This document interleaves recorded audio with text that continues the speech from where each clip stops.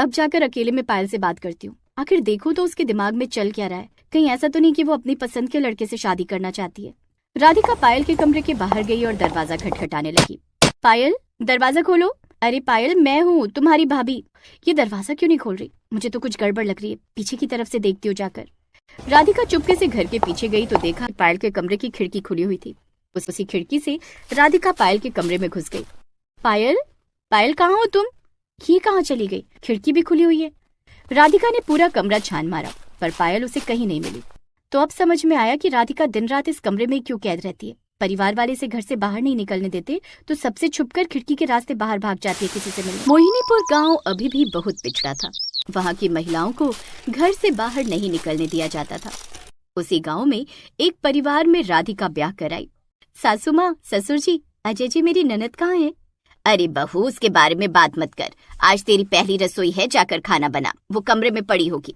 राधिका, तुम पायल से बाद में मिल लेना, पहले रस्में पूरी करो। राधिका ने खाना बनाया और सब लोग एक साथ बैठकर खाने लगे।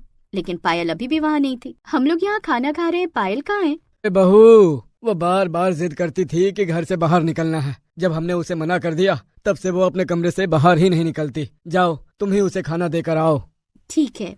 राधिका 2 थाली खाना लेकर पायल के कमरे में पहुंच गई। अरे पायल, तुम शादी में भी नहीं कहीं दिखाई दी। भाभी, मुझे यहाँ घुटन होती है। पता नहीं कैसी इस गांव की परंपरा है कि लड़कियों को घर से बाहर ही नहीं निकलने दिया जाता। चलो ठीक है, कोई बात नहीं। अब मैं आ गई हूँ ना, हम दोनों घर से बाहर निकलेंगे। चलो खाना खाओ। पायल, भाभी आप कह तो रही हो, लेकिन आप इस गांव की परंपरा के खिलाफ नहीं जा सकती। वैसे आपसे बातें करके अच्छा लगा। दोनों ननद भाभी खाना खाने लगी। अगली सुबह राधिका जबरदस्ती पायल को लेकर किचन में गई और दोनों एक साथ नाश्ता बनाने लगी। इस बार पायल भी सबके साथ नाश्ता करने लगी। तभी अब राधिका, तुम्हारी वजह से कम आज पायल बाहर तो निकली। अब माँ, पिताजी, पंडित जी को बुला लेते हैं। जल्द से जल्द पायल की भी शादी कर देते हैं। वैसे भी 50 से ज्यादा रिश्ते तो ये ठुकरा चुकी है। अपनी शादी की बात सुनते ही पायल नाराज हो गई। मैं आप लोगों से कितनी बार कह चुकी हूँ कि मैं शादी नहीं करूंगी।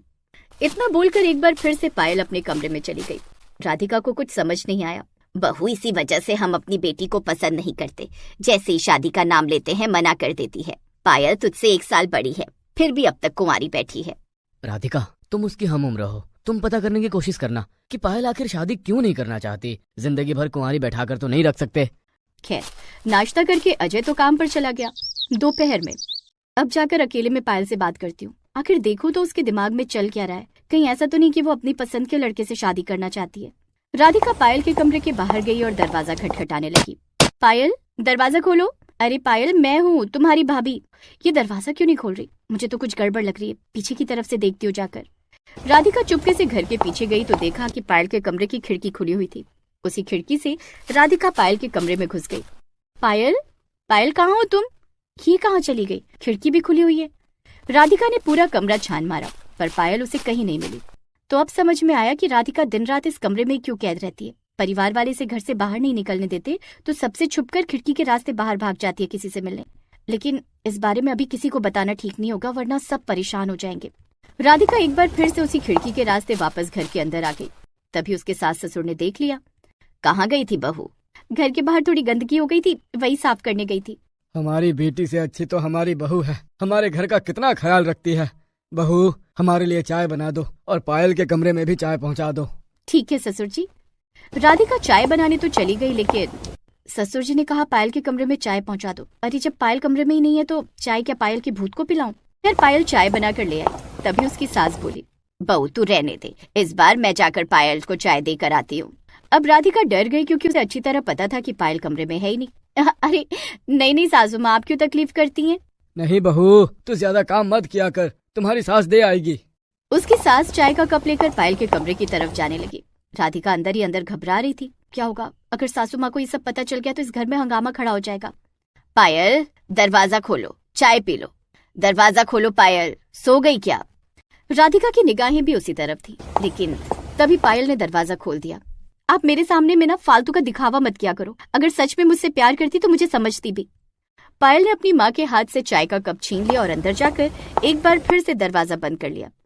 लेकिन राधिका को ये सब देखकर बड़ा रिलैक्स फील हुआ। चलो अच्छा है पायल टाइम से आ गई, वरना हंगामा हो जाता। लेकिन पायल आखिर जाती कहाँ है? मुझे पता लगाना ही होगा। शाम को बहू, मैं और तेरे ससुर जी खेतों की तरफ घूमने जा रहे हैं। घर का ख्याल रखना। हाँ हाँ, आप लोग आराम से जाइए। जैसे ही उसके सास ससुर घर से बाहर गए, वैसे ही राधिका इस बार पायल का दरवाजा नहीं खटखटाती, पीछे से जाकर देखती हूँ कि कमरे में वो करती क्या है। पायल चुपके चुपके एक बार फिर से घर के पीछे गई तो देखा पायल खिड़की फांद कर कहीं जा रही थी। अरे बाप रे, ये तो फिर से कहीं जा रही है, मैं इसका पीछा करती हूँ आज। अब राधिका पायल का पीछा करने लगी। चलते चलते पायल गांव से बाहर निकल गई।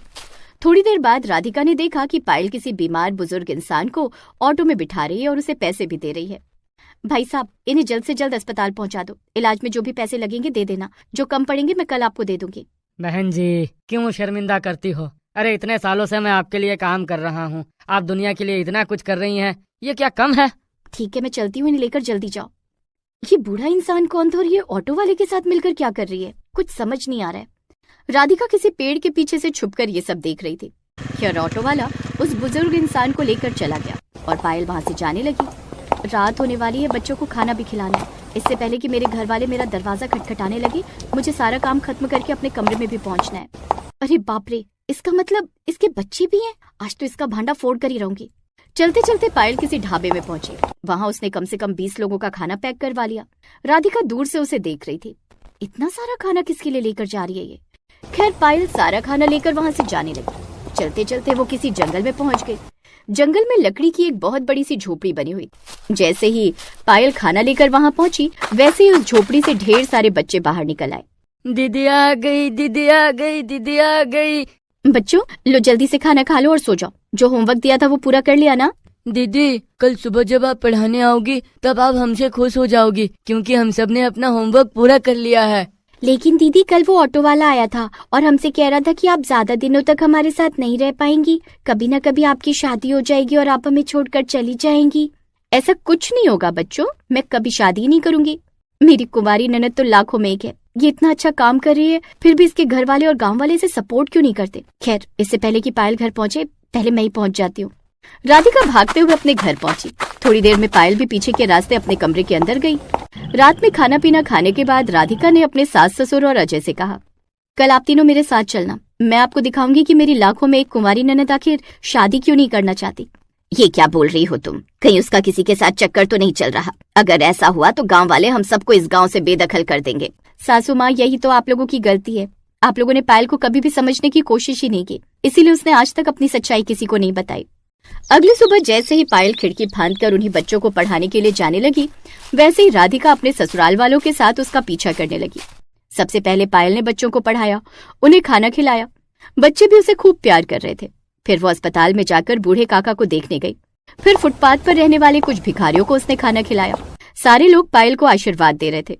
कुल मिलाकर पूरा दिन पायल गरीब असहाय लोगों की सेवा कर रही थी। ये सब देखकर उसके माँ बाप और भाई की आंखों से आंसू छलक पड़े। ये सब क्या है राधिका? इसीलिए तो मैंने कहा था कि मेरी कुंवारी ननद लाखों में हीरा है, और अगर उसने शादी कर ली तो उसके बच्चे फिर से अनाथ हो जाएंगे, सारे बूढ़े बुजुर्ग अनाथ हो जाएंगे। रात में जब पायल घर आई तब उसके माँ बाप भैया भाभी ने सारी सच्चाई उसे बता दी। बेटी, आज हमने तुझे देख लिया था कि दिन भर तू क्या करती है बाहर जाकर। अरे तू तो इतना अच्छा काम कर रही है, हमें बताया क्यों नहीं? अच्छा, मैंने कितनी बार बताने की कोशिश की आप लोगों को, पर आप लोग मेरी बात माने ही नहीं। मैंने आपसे हजारों बार कहा कि मुझे एक समाज सेविका बनना है, मैं बाहर जाकर लोगों की सेवा करना चाहती हूँ। गांव के सरपंच जी से भी कहा, पर सबने मुझे रोक दिया, ये कहकर कि इस गांव की लड़कियां घर के बाहर नहीं निकल सकती। इसीलिए मैंने छुप छुप कर समाज सेवा करनी शुरू कर दी। उसी वक्त राधिका ने गांव के सरपंच और पूरे गांव को इकट्ठा करके पायल के बारे में सब कुछ बता दिया। सरपंच जी, गाँव वालों, इस गांव की सिर्फ एक लड़की चोरी चुप के घर से बाहर निकली, और वो एक अकेली लड़की आज सैकड़ों बच्चों और सैकड़ों बूढ़े बुजुर्गों का सहारा है। अरे जो लड़की गलत होगी उसे चाहे 4 दीवारी में बंद रखो या बाहर भेज दो, उसे जो करना होगा वो कर ही लेगी। बेटी, हमें माफ कर दो। हम सैकड़ों बरस पुरानी परंपराओं को लेकर ढो रहे थे, पर आज जमाना बदल चुका है। मैं ऐलान करता हूँ कि आज के बाद इस गांव की बेटियां भी बेटों से कंधे मिलाकर चलेंगी। अगर बेटियां घर के बाहर नहीं निकल सकती तो बेटे भी नहीं निकल सकते।